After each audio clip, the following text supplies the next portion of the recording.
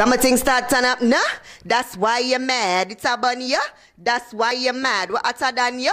That's why you're mad. Cause your bad mind bad. And that's why you're mad. Boom shots to the world and you don't know it's a girl Tifa representing. All who not like that can go chuck off na the ocean. Boom, but don't talk. I'm not take back the chat Tifa to the world. I hope you don't mind, because we were having this conversation off camera, and like we were talking about, like, I broke my foot and stuff, and then you were telling me about how many times you've had surgery on your legs, and I kind of asked you to hold back not to tell me, because I just don't know why, and now I'm really curious. I don't know, probably because you're used to it. Like everybody, most people now are like used to it. But if you notice, I don't walk like the regular person. I have like a little cute wine walk. Like, I don't know if you thought I was putting it on, but no. What happened was when my mom was 6 months pregnant, she got stung by a scorpion in her navel, right where it is. So the poison from the scorpion poisoned her, poisoned me. She couldn't eat for the rest of her pregnancy. She basically had lockjaw. She drank what we here call cercity for the rest of her pregnancy. So it ended up giving me a bone disease. It's called Blount's disease. It's where your inner bone grows faster than your outer bone. So my legs were like a diamond, like this. So I used to walk like a crab like this. So I had 3 surgeries to correct it. And the last time they stopped the growth in my legs. So if you notice, my arms are a little bit longer than they should be. But they stopped the growth in my legs because they realized that. That's the reason why I had 3 surgeries. Because every time they would straighten them and I'd grow, it grew right back down to this. So they stopped the growth, and now I'm here. That's the end of the story. Wow. I mean, I don't think it's something anybody, I mean, unless you know, like you said. No. But I mean, I definitely didn't know. But it's, I mean, I don't think it's scars and everything. And now you're a dancehall artist? Yeah. Did you ever think, like, I mean, did it affect your life? I mean, it must have. I mean, it did, but the thing about it is, like, at home, I didn't know I was different until I like went to school, went out, and people look, whatever. But I didn't really feel, I wasn't made to feel different. And then when I always had friends at school or whatever, and like, you know, they were taught not to tease or not, but I knew something was different, but I don't feel different. And my mom enrolled me in everything. Like, okay, so you want to dance? Okay, you're going to do dancing. You want to do acting? Okay, you're going to do acting. Okay, you want to play hockey? Okay, you can play hockey, anything. Like, she pushed me to do like extracurricular stuff to like build. She even sent me to etiquette classes to work on my personality and etiquette, because she wanted me like, she didn't want me to just be like in the shadows. So I mean it's somewhat, because you know you have those dense people that are very judgmental, and I think even now, especially in dancehall, that's a hurdle that I had to cross, because initially that's what they saw, like, oh, she's too cute to the dancehall, or oh, I like them, nobody now really. And then, you know, I had to push 300 times harder, not only as a woman, but as somebody that they saw, okay, you have a degree, so somebody with a degree does dancehall. So somebody that lives where she lives does dancehall. So somebody that walks the way she walks does dancehall. You know what I mean? So I had to break that barrier down. And a lot of people, I think, especially in the industry, are surprised at the fact that I am where I am today. Mind you, I'm not where I'd want to be, but I'm grateful. Like, I am one of the powerhouses female-wise in the industry, and I think that kind of caught everybody off guard, like, whoa, you know. But I'm here, and that's all that matters. And yeah, I mean, like you're saying, you went to school, you enrolled in everything. I mean, it's an unusual background for a dancehall artist, because the typical thing that you think of dancehall is very street, and it's very male dominated, and you know, so how did you even just get into that whole thing? Well, the thing about my life is that it's weird, and I think this is one of the things that sets me apart from other dancehall artists, is that 95% of dancehall artists, if that percentage is correct, come from humble beginnings, right? But I do have that uptown, downtown, you know, the ghetto life, as well as, because my mother worked her ass off. Can I say ass? My mother worked her ass off to have everything that she has, and I'm her only child, so she's going to provide everything possible. You know what I mean? The best schools, the best. And as I said, she always enrolled me in like the choirs and the dance troops and so on and so forth. And when I was living with my grandmother, she had a bar downtown.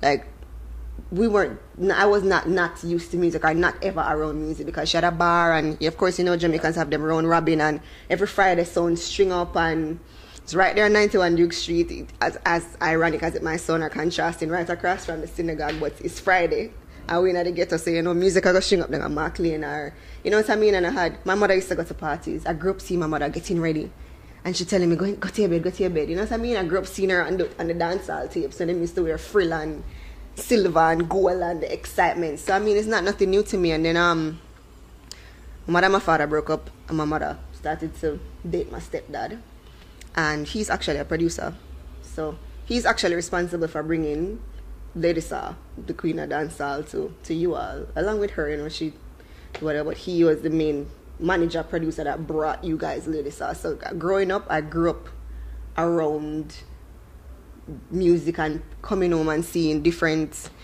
entertainers, different personalities on my veranda coming from school, or me wanting to come home and can't come home because mommy at Tough Gang or Dynamics pressing records. Yes, not that young, but I'm not that old. But anyway, pressing records, or you know what I mean. So I grew up around it. I grew up seeing her, late night studio, her cooking food and carrying to the studio. So I wasn't. It's not like it's almost innate or inevitable then, because it was always around me. And then I had the gift of singing. I didn't know I could DJ till after, but I had the gift of singing and performing.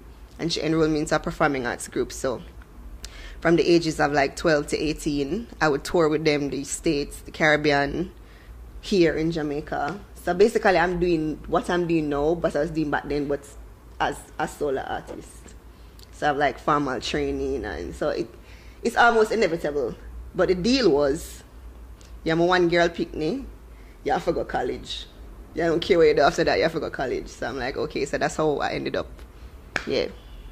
But I mean, are you glad you're a dancehall artist? Can you imagine not being music? What would you have done? No offense to anybody, but I'm happy I'm not doing a 9 to 5. I tried it one summer, I hated it because all I wanted to do was party. But yeah, I'm happy I'm not. It's a privilege, even with all of the negatives. It is a privilege because I feel I'm blessed to do a job where it's something that I love. A lot of people work to pay bills, just to pay bills. They hate their jobs. They hate getting up in the morning. They hate what they do, but they do it because. And I have gotten the opportunity to do something that I love and get paid for it. So I mean, you're not mad at yourself. No. Let's talk about. Talking about Mad. You just released a track with Spice, the collaboration. Why You're Mad? What was? Why You're Mad, I'm assuming is just it's a fun song that sounds like, a thing about girls being maybe jealous or envious, but what's the story behind the track? Well, basically, since 2011, of course, the more you progress, more people are going to take shots at you. A couple of other females, whether publicly or not publicly, have been taking shots at me. Because as I said, all of a sudden, where did this Benfoot girl come from? I dominate the place, and it's like, I chose to do a lot of whining songs, because if you notice from last year till now, I've been doing a lot of whining songs. I did the Matey Wine, I did Dash Out, my reason for that was because I felt like I worked so hard to get to where I am, and I didn't want to give anybody anything to lash off or anybody to hype off my shine. You know what I mean? So I was like, you know what?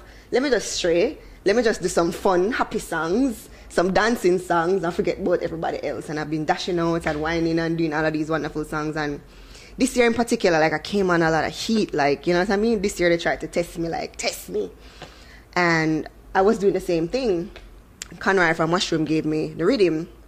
And I was just sat there and I was listening to it. And it's if you listen to it, it's like road dogs growling in it. It's a very hard dancehall beat. And I sat there and I was just lying in the bed and I was just like, all right, what am I going to put on this now? Been whining out 2011, whining out 2012. What am I going to put on this now? And I was just like, I'm a writer and I don't see why I should limit myself because of other people. You know what I mean? If I write how I feel, so if this is how I feel now, this is what I should write. And then I sat there and it's like I got an epiphany and I was just like, why is everybody so mad? You know what I mean? My work for everything is not like I slept with anybody to get to where I am. It's not like I had used my stepfather's name or stepfather's company for anybody to give me any leeway. It's not like I paid anybody if I worked my ass off. So why is everybody so mad? And that's the place where that song came from. And I feel that's why people identify with it so much, because it's truthful. And everybody, even if you're a man, probably if we didn't say girl or girl in it, the dudes would be in the club like, yeah, why you mad? You know what I mean? And B and Spice been wanting to collaborate from last year. We're supposed to collaborate from the Matrimony project. Due to other extraneous variables, it didn't happen. Not beyond me and Spice control, it didn't happen. And then I was just like, Conroy link her up, and he was just like, you know what, I laid the track, and he was just like, I feel like this is the combination that you and Spice supposed to do. So I link her, and she heard the beat, he played the beat for her first, she loved the beat, and then he played the song, what I had laid down, and she loved it. And Tutu's Conroy called me, and Spice literally wrote her parts in like 20 minutes, and voiced the song, and then that was that, done. So that's the place where Why You Mad came from, because we all can identify, whether your field or my field, like, we don't live in a utopic society, and not everybody's going to be happy for everybody, you know what I mean? Everybody goes through that bashing or that hating on or whatever, and it just came from a place where I was just like, why am I, basically. So, I mean, when you wrote the song, was it like aimed at anyone in particular, or? It wasn't necessarily aimed at any one person, to tell you the honest truth. It was just, as I said, I came on a lot of pressure this year, so it was just me venting from 2011 to now. Basically, it wasn't aimed at like people would say, oh, and it's them singing song about Lady Saad, this and that. Like, come on, if I wanted to sing a song about Lady Saad, I'd have sung it a while, you know? I'd have sung it.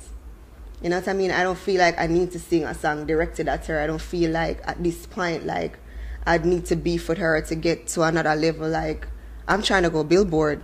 You know what I mean? She's an icon, everything. You have to respect her for being the queen of dancehall, but I wouldn't take on Lady Saad. You know what I mean? Because my mentality or my meds is not for Jamaica alone. My meds is to take Tifa and Jamaica to the world, because it's been a while since a female has done that. You understand? Not to take anything away from anybody, and I feel like people don't give Patra that credit, irrespective of what or else is happening. I mean, when I was little, she was the one that was on BT. She was the one that was on Planet Groove. She was the one that was on Billboard. She was the one that I saw with the braids and the ice sculpture on cable and satellite dish. You know what I mean? And since then, nobody for female wise has really done. And that's where I want to take back the music to. You know what I mean? It's not necessarily, I'm not into the hype and the mix up and the clashing, unnecessary clashing and the, oh, I'm going to take her out now, because Why Am I just came from a place like, yo, I really, really worked hard to be here, and only do have no reason to be mad for my success, because I work hard for it.